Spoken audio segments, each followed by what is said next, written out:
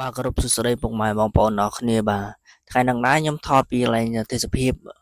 ពេលនឹងងាកពុកម៉ែបាទថតថ្ងៃនឹងរៀបទាបាទកន្លែងការងារពុកម៉ែបាទ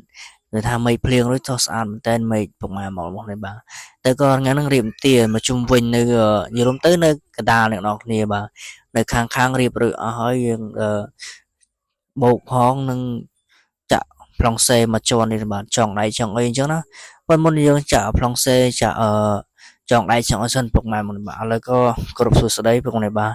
យើងរៀបទានហ្នឹងទិញកូនឈើគេពុកម៉ែបាទមេគាត់ទិញកូនឈើបាទប៉ុន្តែកូនឈើហ្នឹងដឹងខ្វះនឹងល្មមនេះអ្នកនរគ្នាបាទ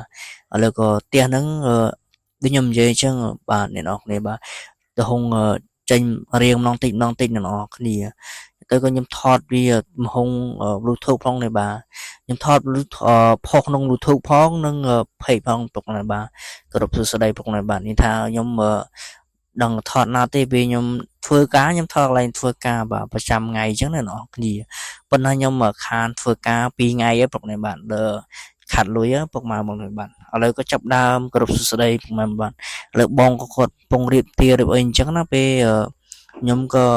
ចង់មកដែរក៏ខ្ញុំកាន់ទូរស័ព្ទម្ដងថតយកមកបាទថតតម្រង់ផ្ទះពុកម៉ែបាទថាដូចខ្ញុំថតនិយាយរួមទៅកន្លែងធ្វើការខ្ញុំថតកន្លែងធ្វើការរហូតយកប្រចាំថ្ងៃចឹងមកថាមួយថ្ងៃប្លែកទីមួយថ្ងៃប្លែកពេកពុកម៉ែបាទគោរពសួស្តីពុកម៉ែបាទគេថាកុំភ្លេចតាមដានវីដេអូខ្ញុំទាំងអស់គ្នាបើខ្ញុំថតពីកាមភាពខ្ញុំធ្វើការរាល់ថ្ងៃខ្ញុំបានតាណាតណៃទេពេលខ្ញុំថតដល់កន្លែងធ្វើការពុកម៉ែកុំធុញអុយចឹងណាបាទអ្នកនរគ្នាបាទនិយាយថាមេឃបើកថ្ងៃមុនបើកថ្ងៃភ្លៀងពុកម៉ែបាទប៉ុន្តែខ្ញុំថតហ្នឹងពេលល្ងាចឲ្យពុកម៉ែម៉ោង3ម៉ោង4អញ្ចឹងអ្នកនរគ្នាបាទទេសភាពស្អាតមែនតែនបាទគេថាថ្លែងទៅហុងដីគេធំមែនតែនពុកម៉ែបាទនេះថាគេដាំកូនឈើនំអីបាទស្រះចិញ្ចឹមត្រីចិញ្ចឹមអីអញ្ចឹងណាអ្នកនរគ្នាឥឡូវក៏ចាប់ដើមខ្ញុំថតប្រជុំវិញប៉ុន្តែខ្ញុំដើរអត់សពនេះបាទខ្ញុំថតដល់កន្លែងខ្ញុំធ្វើការអញ្ចឹងពេលឥឡូវទេសភាពវាស្រែបងបាទទេសភាពវាស្រែហ្នឹងគេធ្វើស្រែមិនធ្វើស្រែផ្សារទេគេធ្វើស្រែប្រាំងបងបាទនិយាយទៅនៅស្នោគេធ្វើក៏ស្រូវប្រាំងបងបាទថាព្រោះស្រូវគេព្រោះតែ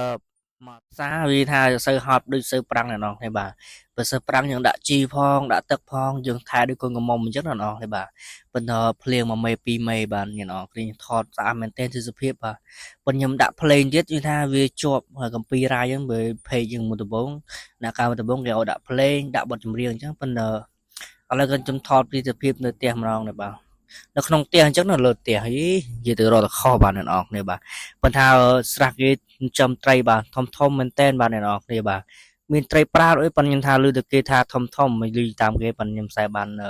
មើលពិនិត្យមើលត្រីទេអ្នកនរគ្នាបាទឥឡូវក៏ថតពីក្នុងទំហំផ្ទះអ្នកនរគ្នាបាទទានៅយើងរៀបនៅក្នុងទេអ្នកនរគ្នាបាទនៅប៉ុន្តែដល់ម៉ោងហើយក៏ຕົកស្អែកទេអ្នកនរស្អែកមកព្រឹកអញ្ចឹងណាអ្នកនរគ្នាឥឡូវក៏ចាប់ដើមទំហំផ្ទះហ្នឹងស្អាតធំអ្នកនរគ្នាបាទដូចខ្ញុំថតជីវីដេអូមុនដំបូងអញ្ចឹងខ្ញុំដាក់ទំហំផ្ទះអញ្ចឹងបាទដាក់ទំហំផ្ទះម៉ែបងមិនដឹងបានឃើញហើយឥឡូវក៏គេរៀបបន្ទប់ទឹករួចអស់អ្នកនរហើយបាទខ្ញុំខានតែ2ថ្ងៃគេរៀបបន្ទប់ទឹករួចនេះអ្នកនរគ្នាឥឡូវក៏ខ្ញុំដើរថតពីទេសភាពក្នុងផ្ទះទំហំផ្ទះស្អាតមែនតែនបាទដូចខ្ញុំនិយាយអញ្ចឹងគេរៀបអត់20អ្នកនរគ្នាបាទអត់មាន10ទេដាក់20ទី20ហើយដាក់ដែកទាំងអស់នេះបាទអត់មានចន្លោះតែឡែនណាទេដាក់ទាំងអស់អញ្ចឹងអ្នកនរគ្នាឥឡូវក៏ខ្ញុំដើរថតញយមទៅខ្ញុំថតទំហំ Bluetooth អ្នកនរគ្នាបាទផុសក្នុង Bluetooth ហ្នឹងទៅផុសក្នុង Page ផងអ្នកនរគ្នាបាទខ្ញុំរលុយចំណូលពីមុខបាទ Bluetooth ផង Page ផងអ្នកនរគ្នាបាទនិយាយរួមទៅខ្ញុំមិនសូវបានផុសក្នុង YouTube ប្រហែលទេខ្ញុំផុសក្នុង Page អ្នកនរគ្នាបាទគ្រប់ពីតាមដាន Page ខ្ញុំវីដេអូក្នុង Page អ្នកនរគ្នានឹងវីដេអូ Bluetooth អញ្ចឹងអ្នកនរគ្នាឥឡូវខ្ញុំថតពីចង្អាយផ្ទះស្អាតមែនតើទំហំធំអ្នកនរគ្នាមានតូចហ្នឹងណាឥឡូវខ្ញុំថតវីកន្លែងគេដាំកូនឈើម្ដងអ្នកនរគ្នាបាទដាំកូនឈើដឹងមកដើមហ្នឹងមកថាលើតែគេថ្លៃអ្នកនរគ្នាបាទ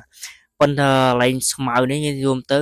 អ៊ំគាត់ស្រូវរងថ្ងៃដែរប៉ុន្តែថ្ងៃហ្នឹងភ្លៀងទៅក៏ឡងខៀវនឹងងឹតបាទស្អាតមែនតែនប៉ុន្តែយើងជមើទៅពី3ថ្ងៃទៀត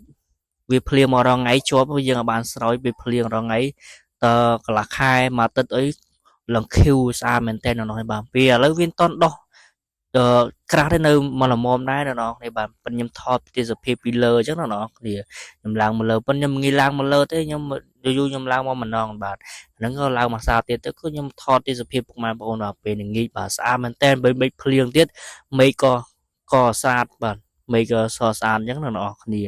ខ្ញុំនិយាយចង់ជាប់មាត់ឥឡូវគឺថតពីលើក៏ស្អាតស្រស់ស្រាយថាយំទៅដើមគុំឈើក៏ឲ្យមើលទៅកូនឈើនឹងធំធំ